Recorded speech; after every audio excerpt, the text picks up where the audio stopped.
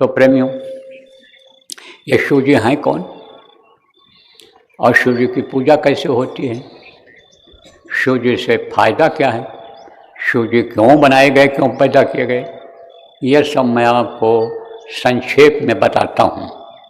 देखो, जब इस सृष्टि की रचना करने को हुई, जब यह सब आप समझो मंडल बनाने को हुए, तब उस प्रभु की मौज से सब मंडल बने और ये जीवात्माएं ऊपर से उतारी गई थी। आप जो पुराने लोग हो, सत्संग बराबर सुनते रहते हो, तो ये ऊपर से उतारी गई थी और जगह जगह पर ये रुकती गई आत्माएं। पूरा एक भंडार आया था, बहुत जीवात्माएं नीचे उतारी गई थी, तो वहाँ पर वो रुकती गई और उसी में एक एक आदमी को जिम्मेदारी मिल गई उनको संभालने की। तो उसी तरह से सबसे नीचे जो उनके 16 सुत कहलाए, 16 में से सबसे छोटे पुत्र थे जिनको काल भगवान ईश्वर निरंजन भगवान कहा गया, तो वो यानी समझो कि राज्य मांग लिए थे तपस्या करके सतलोक जैसा, और उन्होंने हाँ कर दिया था, यो मस्त कर दिया था। तो राज्य बनाने के लिए, जैसे जिला कोई नया घोषित हो गया तो जेल बनाने के लिए, कचहरी बनाने के लिए, तहसीलें बनाने के लिए, यह सब उसके लिए सामान और बजट की ज़रूरत होती है। इसी तरह से मसाला की ज़रूरत हुई, मांगा उन्होंने तो मसाला दिया मैं, और मसाला दिया और मसाला दे करके कुछ जीवात्माओं को भी दे दिया। तो इधर का उन्होंने विस्तार कर दिया, पेड़ पौधे बना दिए, नदी नाले बना दिए, आप ये समझो ये चीज़ों को उन्होंने बनाया। लेकिन इससे पहले आप ये समझो कि बनाएगा कौन, इसको तैयार कौन करेगा और इसकी संभाल कौन करेगा, और जीवों को जो उतारा जाएगा इसमें उनकी संभाल कौन करेगा और उनका संहार कौन करेगा, उनको जन्म कौन देगा, कैसे क्या होगा संभाल के लिए। उन्होंने क्या किया ईश्वर ने कि वो शक्ति जो ऊपर से आई थी, जिसको आद्या महाशक्ति कहा गया, उनके संपर्क से 3 बच्चों को पैदा किया, ब्रह्मा विष्णु और महेश। ये त्रिदेव कहलाए, 3 देव कहलाए। तो विष्णु को क्या काम दिया, प्रजा का पालन करने का, पालन करता है ये सब इंतजाम करते हैं। किसका इंतजाम करते हैं, सबको खिलाने का इंतजाम करते हैं, कोई भूखा न मर जाए। इसीलिए कहा गया है अजगर करे न चाकरी, पंछी करे न काम, दास मलूका कह गए, सबके दाता राम, वो सबको देते हैं, खिलाते हैं, उनकी ये जिम्मेदारी है। और सृष्टि की रचना की जिम्मेदारी किसको मिली, ब्रह्मा को मिली।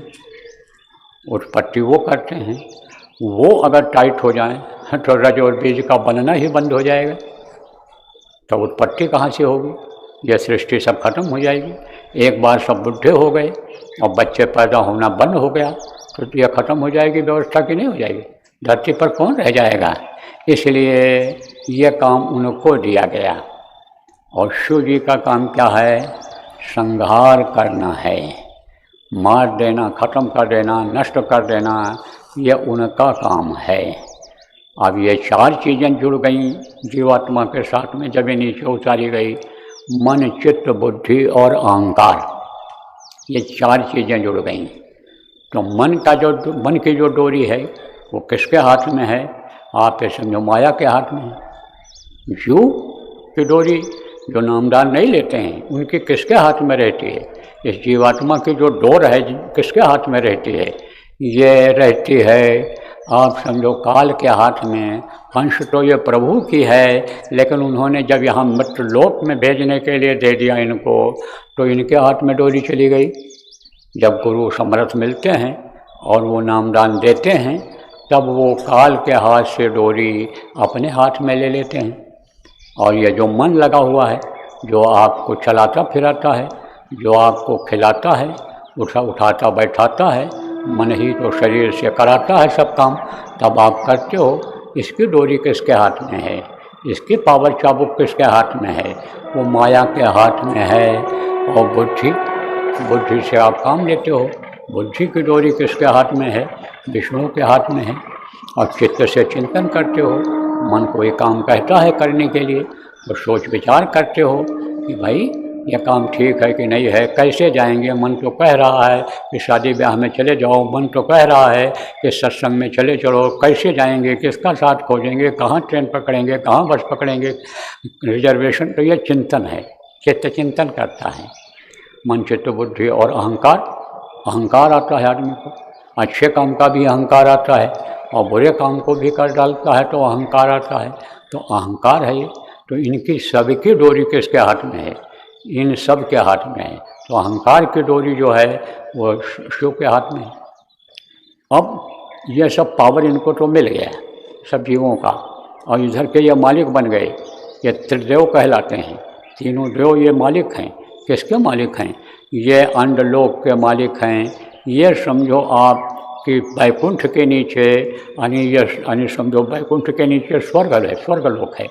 तो स्वर्गलोक के ऊपरी हिस्से में ये रहते हैं, ऊंचे स्थान पर रहते हैं। उसके बाद फिर वहीं से नाका शुरू हो जाता है। इनके लोक के बाद में नाका शुरू हो जाता है, ब्रह्मांड लोक का शुरू हो जाता है, वैकुंठ का नाका शुरू हो जाता है। फिर उसके बाद आगे ब्रह्मांड लोक का नाका शुरू हो जाता है, यानी पिता का नाका इनके शुरू हो जाता है। तो अब आप समझो नाका माने होता है बॉर्डर शुरू हो जाता है।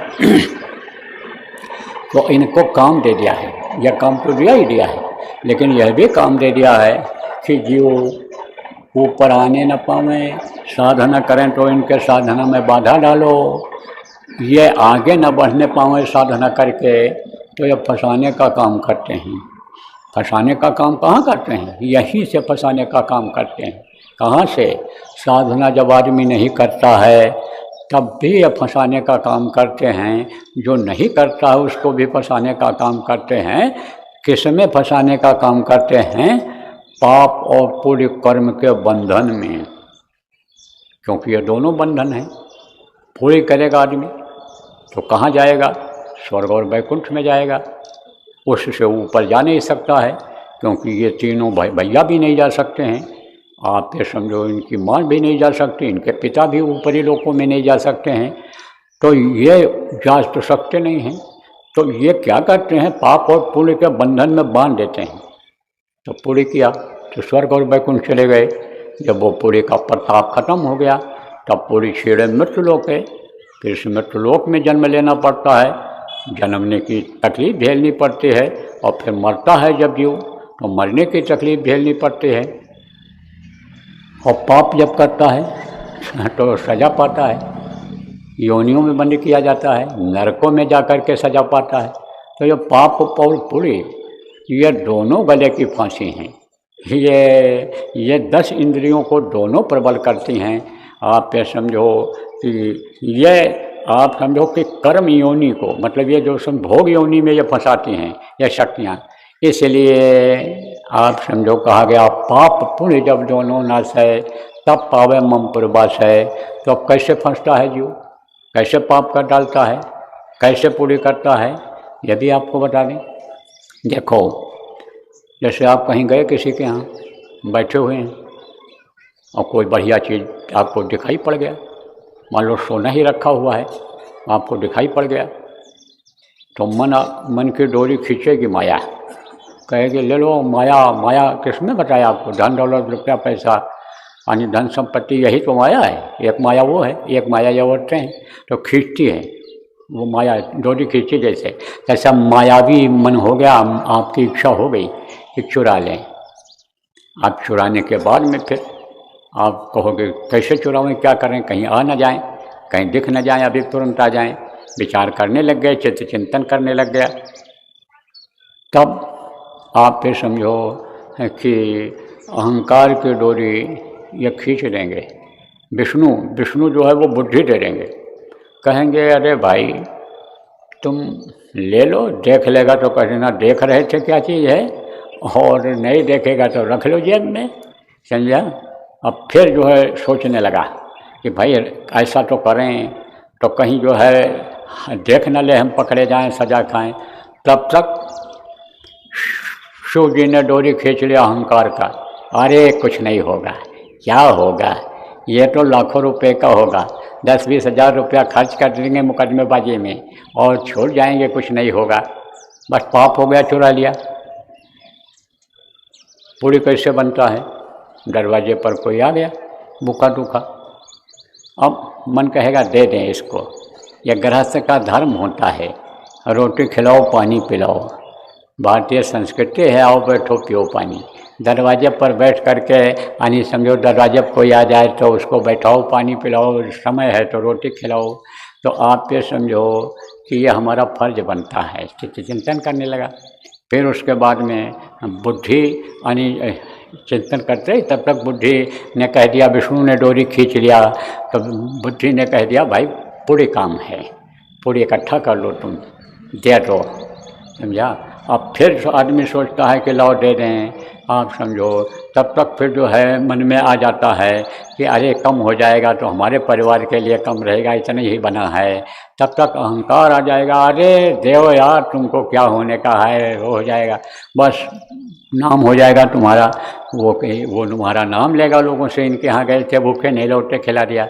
तो ये मन चित्त बुद्धि और अहंकार ये इसी में फंसा देते हैं कर्मों के चक्कर में।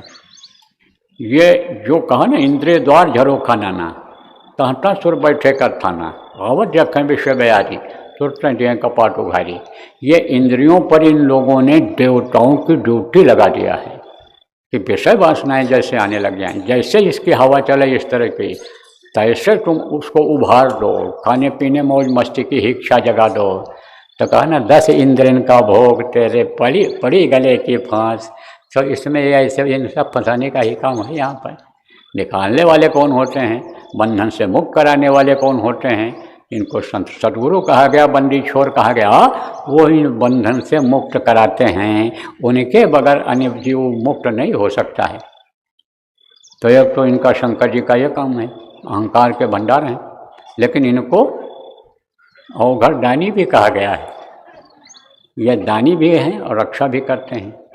जैसे देखो पुलिस वाले हैं, ये मदद करते हैं, कोई रास्ता भटक जाए तो ये पहुंचाते हैं, रास्ता बताते हैं, ये मदद करते हैं। कोई एक्सीडेंट हो गया तो पहुंचे वहाँ, तो एक्सीडेंट हो गया तो गाड़ी रखवा करके और अस्पताल भिजवाते हैं। और वही जो गलती करता है उसको सजा देते हैं, जो मार देता है टक्कर पकड़ा गया उसको पकड़ के ले जाते बंद कर देते हैं। दोनों काम करते हैं। ऐसे ये दोनों काम करते हैं, काल और दयाल का दोनों काम करते हैं। लेकिन दया भी करते हैं तो कहाँ तक की दया करते हैं। जैसे पुलिस वालों की पहुंच होती है, कोई कांस्टेबल होता है तो उसकी पहुंच कहाँ तक होती है, थाने तक ही होती है, एसपी से यहाँ तक नहीं होती है। ऐसे इनकी जहाँ तक की पहुंच होती है वहीं तक का करते हैं। तो ये कहाँ पर बैठे हुए हैं, कैलाश मंडल है। अभी बताता हूँ आपको कहाँ बैठे हुए हैं।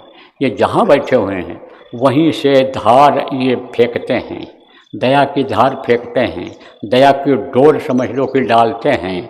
और उसको पकड़ करके जो इन्हीं के लोक तक जा सकता है, उसके आगे नहीं जा सकता है, उसके आगे नहीं जा सकता है। इसीलिए जो शंकर जी के शिव जी के पुजारी रहे हैं, जो इनको याद करते रहे हैं, और शिव जी जिनके ऊपर तपस्या से खुश हो गए हैं, उनको अपने लोक में बुला लिए हैं, अपने मंडल में बुला लिए हैं। और वहीं पर वो सुख भोग रहे हैं, आनंद भोग रहे हैं। आगे इच्छा करते हुए भी नहीं बढ़ पा रहे हैं, क्योंकि इनको कोई आगे जाने का रास्ता बताने वाला नहीं मिला, इनको कोई सहारा नहीं मिला। तो वो क्या कहते रहते हैं, कीर्तन करते रहते हैं, जयकारा बोलते रहते हैं। आप समझो शंकर भगवान की जय हो, जय हो, जय हो, जय हो, जय हो, शंकर भगवान की जय हो। यही आवाज़ सुनाई पड़ती है किसको? सबको नहीं सुनाई पड़ेगी। जो साधक होंगे उनको सुनाई पड़ती है, जो संत होते हैं उनको सुनाई पड़ती है।